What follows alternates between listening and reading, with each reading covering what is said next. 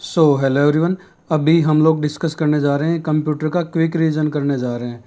जो अभी तक की मतलब जितने भी शिफ्ट हुई हैं, जैसे 22 तक जितने भी हुए हैं, 5 जून से लेकर 22 जून तक के जो भी शिफ्टों के अंदर कंप्यूटर का जितना भी कंटेंट आया है, वो सारा आपको यहाँ एक बार क्विक रिवीजन के थ्रू देखते हैं अपन। और आपको यहाँ से मिनिमम 3 क्वेश्चन जो है आपके 3 नंबर यहाँ से आ सकते हैं। 3 क्वेश्चन से 4 क्वेश्चन आपके बने ही बनेंगे यहाँ से। और इसकी जो पीडीएफ, अगर आप पीडीएफ की पूछे तो पीडीएफ मिल जाएगी आपको टेलीग्राम ग्रुप में। टेलीग्राम ग्रुप का लिंक आपको कमेंट सेक्शन में पिंड मिलेगा। तो देखते हैं, चलिए शुरू करते हैं। पहला question, which shortcut key is used to paste the copied content. तो ये जो क्वेश्चन है, जो ये पेस्ट वाला है, ये बहुत बार आ चुका है। अभी एनटीपीसी के अंदर ही बहुत बार पूछा है। तो पेस्ट की हो जाएगी, अगर अपन डायरेक्ट बात करें पेस्ट की, तो ये हो जाएगी Ctrl+V। और अगर कॉपी की बात करें तो कॉपी की हो जाएगी Ctrl+C। ये कॉपी की हो जाएगी, ये पेस्ट की हो जाएगी। और कुछ और शॉर्टकट कीज़ की बात करें, ये जो पेस्ट और कॉपी वाली है, ये बहुत बार पूछ चुका है अभी रिसेंट के अंदर ही। और कुछ और शॉर्टकट कीज़ की बात करें तो जैसे Ctrl+A जो है, ये हो जाएगी ऑल सेलेक्ट, या आपका पावर पॉइंट हो, एक्सेल हो, वर्ड हो, तीनों में सेम रहती है, ऑल सेलेक्ट ही होगा। और अगर बी की, ये Ctrl+B से हो जाएगा बोल्ड, ये भी आपके सेम रहेगी वर्ड के अंदर भी, और वर्ड के अंदर, एक्सेल के अंदर, सब में सेम रहेगी। एक आती है फिर Ctrl+C, अपन ने देख ली अभी कॉपी की। ये सी सेम रहती है लगभग सब के अंदर, वर्ड में भी, एक्सेल में, पावर पॉइंट में। कुछ एक जो अलग होंगी वो मैं आपको अभी डिस्कस करके, आगे क्वेश्चन रखा है मैंने, तो उसमें डिस्कस कर लेंगे अपन। अभी Ctrl+D की बात करें तो ये वर्ड के अंदर हो जाती है डिफ़ॉल्ट फ़ॉन्ट सेट। मैं आपको ये साथ क्यों लेके चल रहा हूँ, क्योंकि जो कन्फ्यूज़न बहुत ज़्यादा क्रिएट होता है कि कौन सी किस में आ रही है, इस वजह से मैं दोनों साथ रख रहा हूँ। जो सेम है वो भी आपको साथ के साथ बताते चल रहा हूँ। ये तीनों के अंदर सेम रहेंगी, वर्ड, एक्सेल, पावर पॉइंट के अंदर। फिल डाउन वाली जो है, ये आपके MS एक्सेल जो है इसके अंदर आएगी, और ये वर्ड के अंदर आएगी। ठीक है, देखते हैं और कुछ और शॉर्टकट कीज। Ctrl+E की बात करें अपन, Ctrl+E, तो ये हो जाएगी सेंटर। सेंटर तो हो जाएगी इसके अंदर, वर्ड के अंदर। और फ्लैश सेल हो जाएगी जो आपकी एक्सेल है उसके अंदर। Ctrl+F की बात करें तो ये दोनों में फाइंड ही होता है, तीनों के अंदर फाइंड होता है। जी जो है, ये कंट्रोल ही चल रहा है, जी जो है ये हो जाएगा गो टू। और अगर ब्राउज़र, H हो जाएगा आपका रिप्लेस करना हो। Ctrl+H जो है, ये वर्ड की बात कर रहे हैं, ये तीनों वर्ड की हैं, रिप्लेस हो जाएगा वर्ड की। और अगर Ctrl+H आप डायरेक्ट विंडोज़ के अंदर टाइप करते हो, अगर विंडोज़ में डायरेक्ट टाइप कर देते हो, मतलब ब्राउज़र के अंदर, तो यह आपके ओपन करके दे देगा जो ब्राउज़र की हिस्ट्री होगी आपकी, वो पूरे ब्राउज़र की हिस्ट्री आपके सामने खुल जाएगी Ctrl+H से, अगर ब्राउज़र में या फिर डायरेक्ट ओपन करते हो तो। उसके बाद में Ctrl+I से हो जाता है इटैलिक। अगर आपके मान लो कोई वर्ड लिख रहे हैं अपन, ये जैसे इटैलिक वर्ड लिखा है, इसको इटैलिक के अंदर लिखना है, तो ये Ctrl+I से हो जाएगा। उसको, वर्ड को सेलेक्ट करो और फिर Ctrl+I प्रेस कर दो तो वो हो जाएगा। Ctrl+K की बात करें, जो कि ये बहुत बार पूछता है, आपकी याद भी नहीं रहती क्योंकि H नहीं है, K है, ये चक्कर पड़ जाता है। तो K से जो है ये हाइपर लिंक ऐड करने की होती है। ये K और H ये मत मान लेना आपकी यहाँ K है तो ये K से कोई होगी नहीं, हाइपर लिंक होगी। हाइपर लिंक का मतलब ये होता है कि कोई भी वर्ड या सीट या PDF जो है, कहीं भी आप कोई भी लिंक ऐड कर देते हो डायरेक्ट, मान लो मैं मेरे टेलीग्राम ग्रुप का लिंक ऐड कर दूँ अभी PDF के अंदर, तो वो हाइपर लिंक हो जाएगा, तो उसके लिए काम आती है। और एक ये रहेगी J, तो J की Ctrl+J है ये, तो ये हो जाएगी जस्टिफाई। जस्टिफाई हो जाएगी वर्ड के अंदर। और अगर एक्सेल की बात करें, एक्सेल सीट की, तो इसमें टेबल क्रिएट हो जाएगी, क्रिएट टेबल। टेबल क्रिएट की आपको एक्सेल के अंदर बहुत मिलेंगी।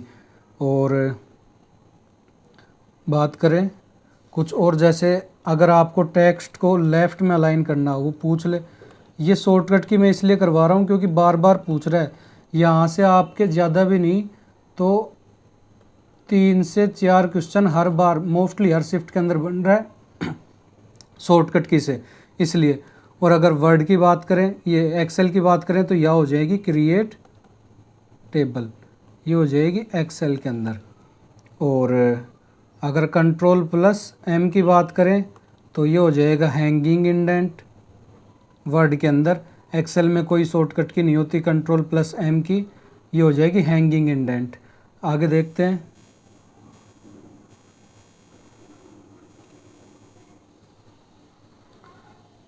अगर आपको नया डॉक्यूमेंट ओपन करना हो कंट्रोल प्लस एन से आप न्यू डॉक्यूमेंट ओपन कर सकते हो।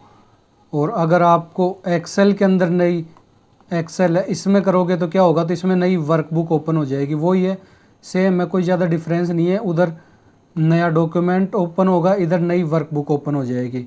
तो ये कंट्रोल प्लस एन हो गई। उसके बाद में कंट्रोल प्लस ओ की बात करें तो ये तीनों के अंदर सेम रहता है, यहाँ से ओपन ही होगा।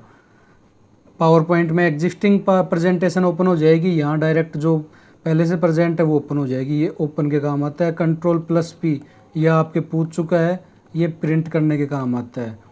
और क्यू से कंट्रोल प्लस क्यू जो है इससे हो जाएगा स्पेस, अगर पैराग्राफ के अंदर स्पेस देना हो तो ऐड स्पेस पैराग्राफ, या फिर इधर हो जाएगा डेटा एनालिसिस, इधर ये हो जाएगा आपकी एक्सेल के अंदर।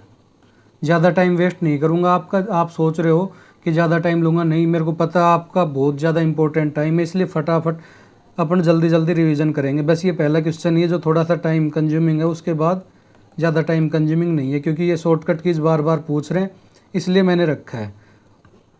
सेव का हो जाएगा टी से, कंट्रोल प्लस टी से जो है ये आपको हो जाएगा लेफ़्ट इंडेंट। और इधर एक्सेल में बात करें तो इधर क्रिएट टेबल हो जाएगा। और अगर कंट्रोल प्लस यू दिया हो तो कोई भी वर्ड के नीचे अंडरलाइन करने के काम आता है। कंट्रोल प्लस वी दिया हो तो पेस्ट के काम आता है। कंट्रोल प्लस डब्लू क्लोज के, ये सब सेम रहती है तीनों में। पेस्ट, कॉपी, ओपन वाली ये सारी सेम रहती है। कट वाली भी सेम रहेगी तीनों में, कट जो है ये भी सेम रहेगी। और कंट्रोल प्लस वाई की बात करें तो ये हो जाएगा रीडू। और कंट्रोल प्लस जेड की बात करें तो ये हो जाएगा अंडू। तो ये भी सेम रहती है तीनों के अंदर। तो आगे देखते हैं अपन, बाकी आगे और क्वेश्चन देख लेंगे, और भी रखे हैं मैंने, पावर पॉइंट का रखा है एक क्वेश्चन, उसमें देख लेंगे बाकी का। अगला क्वेश्चन है which symbol is used before a formula in excel sheet. तो एक्सेल सीट के अंदर फॉर्मूला से पहले जो इक्वल का साइन है वो आएगा। अगला क्वेश्चन देखते हैं एक्सेल के अंदर, ये पूछ चुका है इसलिए थोड़ा सा इम्पोर्टेंट हो जाता है। बाकी जैसे एक ये पूछ सकता है आपसे कि जो मैक्सिमम जूम परसेंटेज है वो कितनी होगी एमएस वर्ड के अंदर।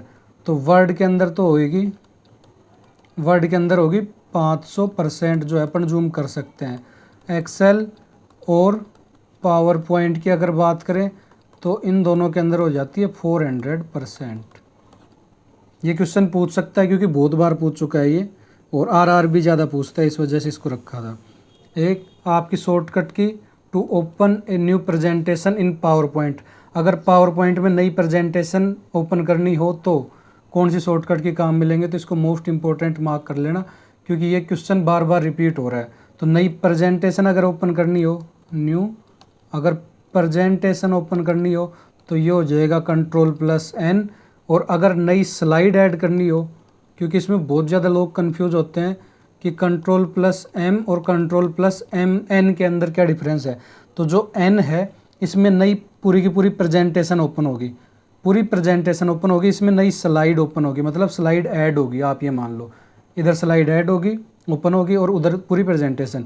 और अगर एग्जिस्टिंग प्रेजेंटेशन ओपन करनी हो, एग्जिस्टिंग प्रेजेंटेशन, तो ये हो जाएगी कंट्रोल प्लस ओ। और अगर आपको सेव करना हो तो सेव का तो अपन देख ही चुके हैं, कंट्रोल प्लस एस हो जाता है। और क्लोज का भी सेम ही चलता है, सब में कंट्रोल प्लस डब्लू हो जाता है। अब कुछ एक जो सिर्फ पावर पॉइंट के अंदर रहती हैं वो डिस्कस बता देता हूँ मैं आपको। जैसे कि स्लाइड, तो मान लो आपको स्टार्ट करना हो, स्टार्ट स्लाइड शो, कहाँ से, बिगिनिंग से। अगर बिगिनिंग मतलब स्टार्टिंग से स्टार्ट करना हो तो ये हो जाएगी F5।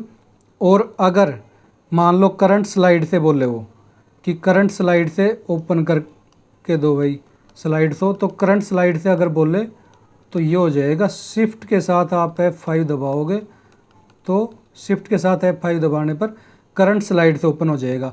और अगर स्लाइड शो एंड करने की बोले, एंड स्लाइड शो, तो ये हो जाएगा स्लाइड शो एंड करना हो तो एस्केप दबा देंगे अपन, एस्केप बटन है जो दबा देंगे। और एक आपके क्वेश्चन पूछा था अभी कि अगर आपको पावर पॉइंट ओपन करना हो, पावर पॉइंट जो है वो डायरेक्ट ओपन करना हो कहाँ से, विंडोज़ में से, ये शायद 22 या 21 को पूछा था ये। तो ये किस से ओपन करेंगे, इसके लिए शॉर्टकट की पूछी थी। तो इसकी पर्टिकुलर शॉर्टकट की तो कुछ भी नहीं है, बट अपन विंडोज़ प्लस आर दबाते हैं, जो विंडो प्लस आर का बटन होता है वो दबाते हैं, तो इसमें एक सर्च बॉक्स ओपन होगा। जो ये सर्च बॉक्स ओपन होगा इसके अंदर जब अपन टाइप करेंगे पावर पॉइंट तो फिर वो ओपन कर देगा। तो ये सर्च बॉक्स आप इसमें कुछ भी सर्च कर सकते हो, बेसिकली जनरल सर्च के लिए होता है। इसमें आप अगर एक्सेल सीट टाइप करोगे तो एक्सेल आ जाएगा। अगर आपको ये दिख जाए और वो बोले कि शॉर्टकट की बताओ एक्सेल को ओपन करने की या फिर ऐसा कुछ, तो विंडोज़ प्लस आर वाली स्टेटमेंट के साथ चले जाना, क्योंकि यूनिवर्सल है। अगर फिर भी मान लो आपको तुक्का भी लगाना हो तो तुक्का भी आप विंडो प्लस आर पर ही लगाना, कुछ समझ में नहीं आ रहा हो तो। आगे देखते हैं अगला क्वेश्चन, कौन सी शॉर्टकट की जो है परमानेंटली डिलीट करना हो फाइल को तो वो काम मिलेंगे। मतलब परमानेंटली कैसे, बिना रिसाइकल बिन में भेजे। तो ये क्वेश्चन जो आपके शायद 3 बार रिपीट हो गया अभी रिसेंट में ही। तो ये हो जाएगी अपनी शिफ्ट के साथ डिलीट, शिफ्ट के साथ डिलीट दबाएंगे, बिना रिसाइकल बिन में डायरेक्ट डिलीट हो जाएगी। और अगर अपन डिलीट की बात करें, डिलीट क्या काम आता है, तो डिलीट क्या करेगा, डिलीट करता है करेक्टर्स को, delete the character to the left side of cursor, नहीं लेफ्ट नहीं सॉरी, राइट ऑफ कर्सर। ये राइट साइड से डिलीट करता है और बैक स्पेस जो है ये लेफ्ट साइड से डिलीट करेगा, characters to the left side of cursor. तो ये एक बार ज़रूर देख लेना क्योंकि ये क्वेश्चन पूछ सकता है, काफ़ी कंफ्यूजिंग है। अगर डिलीट बोले तो ये हो जाएगा आपका, ये डिलीट आपके राइट साइड से करेगा। और अगर आपको बैक स्पेस बोले तो बैक स्पेस जो है आपके लेफ्ट साइड से डिलीट करेगा। अगला क्वेश्चन देखते हैं, आगे आपसे पूछिए फुल फॉर्म, वायरस की फुल फॉर्म क्या होगी। तो वायरस जो है इसकी फुल फॉर्म हो जाएगी vital information, vital information resource under seize.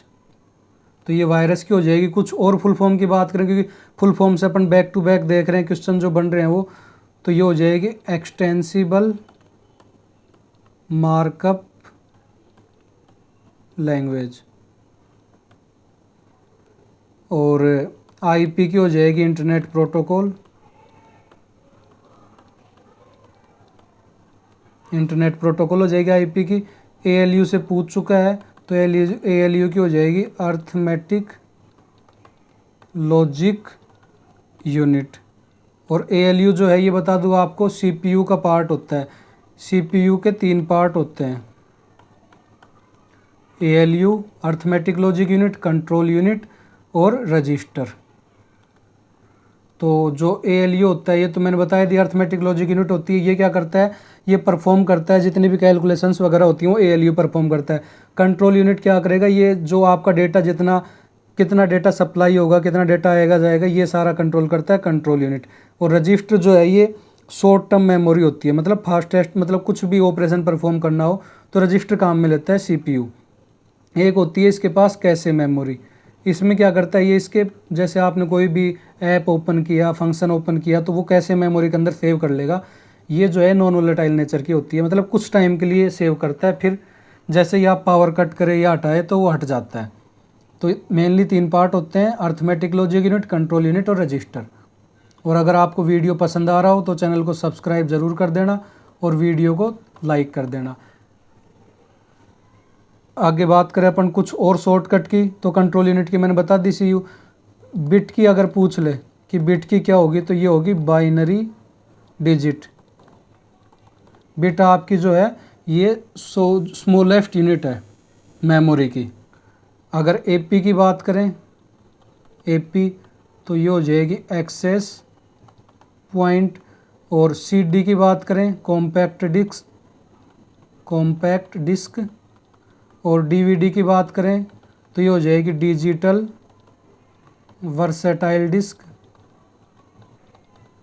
Digital versatile disk हो जाएगी। DNS की बात करें तो ये हो जाएगी डोमेन नेम सिस्टम। और CSS अगर बोले तो CS का हो जाएगा कैस्केडिंग स्टाइल सीट्स। और बाकी आगे देख लेंगे एक फैक्ट की ओर। जैसे ये आप कोई भी देखते होगे किसी भी ऐप के अंदर या लिखा हुआ रहता है फैक्ट, तो ये होता है फ्रीक्वेंटली आस्क्ड क्वेश्चन। एक HDD की ओर देख लो तो ये हो जाएगी हार्ड डिस्क ड्राइव। मैं आपको बता दूं ये जैसे वर्ड्स जो हैं ये काफ़ी बार टाइपिंग मिस्टेक हो जाती है, एक आधा वर्ड छूट जाता है, तो ये थोड़ा सा आप देख लेना। जैसे कभी कभी लिखते टाइम वो जल्दी जल्दी में हो जाता है, मैं पूरा नहीं लिखता इस वजह से, तो वो आप एक बार देख लेना। हार्ड डिस्क जो है ये मैं बता दूं रोटेटिंग पार्ट होता है, इसके अंदर मैग्नेटिक ऐसे कोयल लगी हुई होती है जो रोटेट करती है। ये रोटेट कर करके, और जो ये मैग्नेटिक टेप होती है इसके ऊपर डेटा सेव करती है। जो अपना डेटा है वो मैग्नेटिक टेप के ऊपर सेव होता जाता है। तो हार्ड डिस्क रोटेटिंग होती है। और HDD की अगर बात करें तो ये स्टैटिक होती है, ये होगी सॉलिड SSD होती है, SSD सॉलिड स्टेट ड्राइव। ये जो है ये मतलब इसके अंदर कोई भी मूवेबल पार्ट नहीं होता, रोटेटिंग पार्ट नहीं होता, तो ये जो है थोड़ी कॉस्टली भी आती है और आपके जो डेटा रहता है वो भी कम मतलब सिक्योर रहता है, इसके अंदर उड़ने का खतरा कम रहता है। जो हार्ड डिस्क रहती है इसमें आपका डेटा इरेज हो सकता है। अगर मान लो बाई चांस आपकी ये जो मैग्नेटिक टेप रोटेट कर रही है इसको वोल्टेज सप्लाई कम मिली या पावर सप्लाई कम मिली, तो ये क्या है टेप में प्रॉब्लम आ जाती है, फिर वो डेटा को रीड नहीं कर पाती, जिससे कि आपकी हार्ड डिस्क ख़राब हो जाती है और पूरा डेटा चला जाता है। तो ये डिफरेंस होता है इनके अंदर। एक HDMI जो है ये आपने देखा होगा, HDMI पोर्ट जो आता है आजकल TV वगैरह यहाँ पे आता है, हाई डेफिनेशन मल्टीमीडिया इंटरफेस। बाकी बाद में देख लेंगे। LCD के आप जानते होंगे, लिक्विड क्रिस्टल डिस्प्ले, LED की light emitting diode. Memory which does not lose its content on failure of power supply is known as. कौन सी मेमोरी होती है जो खुद का कंटेंट लूज नहीं करती पावर सप्लाई फेल हो जाए तो भी, तो ये हो जाएगी नॉन वोलेटाइल मेमोरी। जो वोलेटाइल मेमोरी होती है ये ही मेन मेमोरी होती है और ये ही रैम होती है। तो रैम तो क्या है आपके रैंडम एक्सेस मेमोरी, ये कुछ टाइम के लिए सेव करती है डेटा।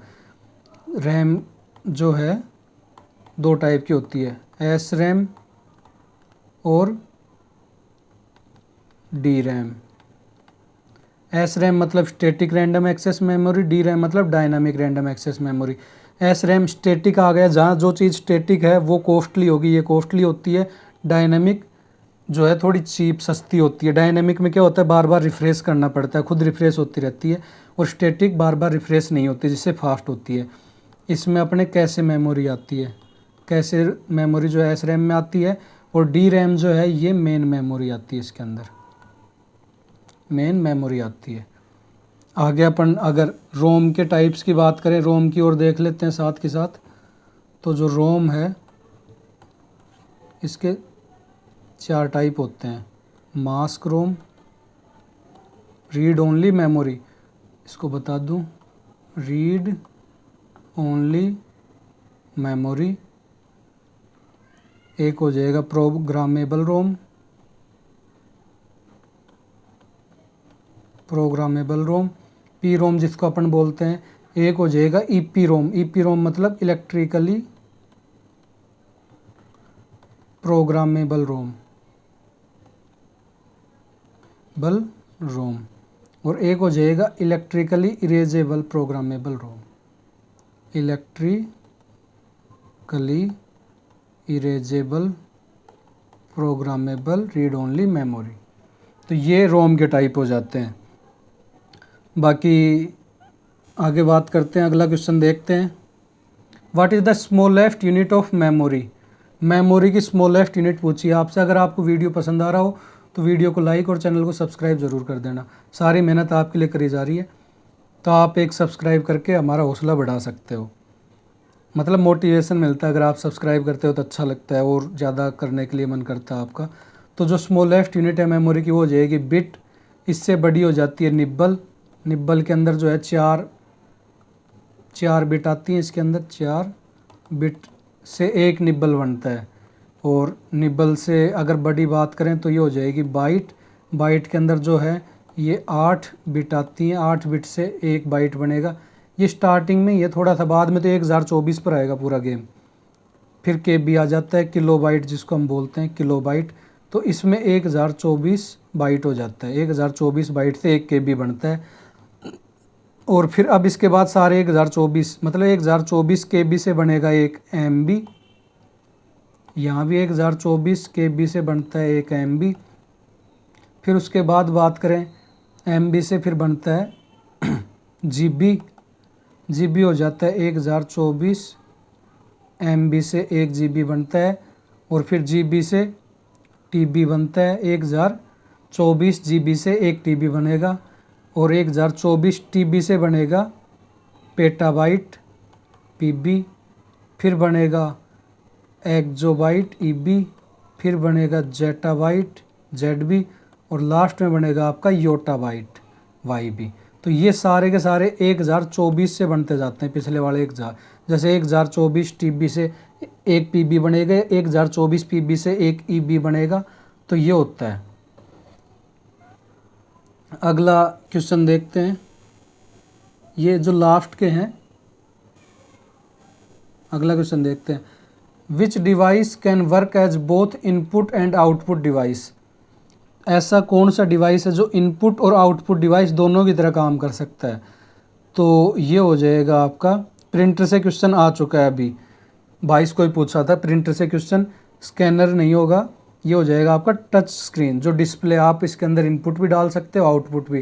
जैसे आपका जो फ़ोन टच है वो टच डिस्प्ले, तो उसके अंदर आप इनपुट भी डाल सकते हो और आउटपुट भी देख सकते हो। मतलब वीडियो वगैरह देखना हो, कुछ भी देखना हो वो भी देख सकते हो। और इनपुट मान लो टाइपिंग वाइपिंग करनी हो, कुछ भी करना हो तो वो भी देख सकते हो। मॉनिटर क्या, आपके मॉनिटर आउटपुट डिवाइस होगा। स्कैनर से पूछा था कि इनपुट डिवाइस कौन सा है, तो ये हो जाएगा इनपुट डिवाइस। और प्रिंटर जो है ये भी आपके आउटपुट डिवाइस में आएगा। और कुछ और अगर अपन बात करें, प्रिंटर अलग अलग टाइप के होते हैं, बड़े प्रिंटर भी होते हैं, छोटे भी। बड़े प्रिंटर्स को अपन प्लॉटर बोलते हैं। अगर इनपुट डिवाइसेस की बात करें,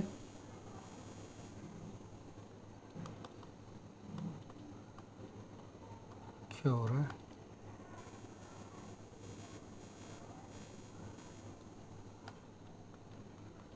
आई थिंक कुछ प्रॉब्लम आ गई। तो इनपुट डिवाइसेज मैं आपको वैसे ही बता देता हूँ। कीबोर्ड हो गए, mouse, scanner, microphone, joystick, light pen और टच स्क्रीन तो दोनों में आ जाता है। एक बारकोड रीडर हो जाता है, एक जो टैबलेट आता है ग्राफिक टैबलेट वो, एक बायोमेट्रिक जो स्कैनर होता है वो आपका। तो ये सब जो हैं ये इनपुट डिवाइसेज में आते हैं। और अगर आउटपुट डिवाइसेज की बात करें तो ये हो जाएंगे आपके monitor, printer, speaker, projector, headphone, ये सब हो जाते हैं। बाकी मिलते हैं आपसे अगली वीडियो के अंदर, तब तक के लिए जय हिंद, जय भारत। और अगर आपको वीडियो पसंद आई हो तो चैनल को सब्सक्राइब ज़रूर करके जाना। ये पूरा कंटेंट जो भी सारी चीज़ है ये सारी मेहनत आपके लिए करी जा रही है। और जो इसकी PDF है ये आपको मिल जाएगी, PDF आपको मिल जाएगी टेलीग्राम ग्रुप में। और टेलीग्राम ग्रुप का लिंक जो है ये मिल जाएगा आपको कमेंट सेक्शन में पिंड, और डिस्क्रिप्शन बॉक्स में मिल जाएगा। बाकी मिलते हैं आपसे अगली वीडियो के अंदर। वीडियो पसंद आई हो तो लाइक कर देना। तब तक के लिए जय हिंद, जय भारत। और आपके आगे आने वाले एग्ज़ाम्स के लिए आपको ऑल द बेस्ट।